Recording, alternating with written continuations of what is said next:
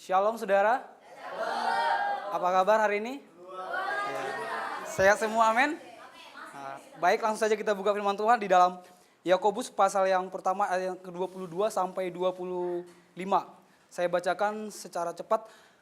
Tetapi hendaklah kamu menjadi pelaku firman dan bukan hanya pendengar saja, sebab jika tidak demikian kamu menipu diri sendiri. Sebab jika seorang hanya mendengar firman saja dan tidak melakukannya, ia adalah seumpama seorang yang sedang mengamat-amati mukanya yang sebenarnya di depan cermin.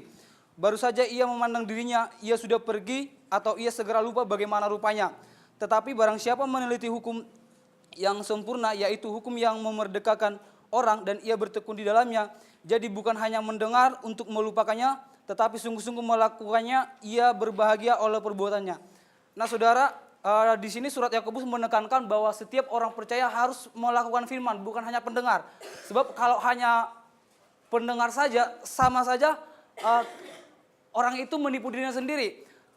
Selain itu saudara, Yakobus menekankan, mengumpamakan bahwa firman itu seperti cermin. Saudara bisa bayangkan jika seseorang berdiri di depan cermin, dia pasti tahu bagaimana kondisi dirinya. Dia pasti tahu apa yang ada di dalam wajahnya, apa yang terlihat dalam dirinya.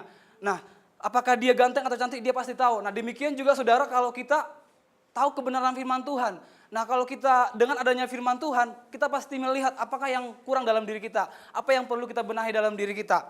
Nah, dari ayat ini saudara ada 3 poin yang saya sampaikan buat setiap kita yang terdapat dalam ayat yang ke-25. Yaitu yang pertama, meneliti hukum yang sempurna, yaitu Injil standar hidup orang Kristen.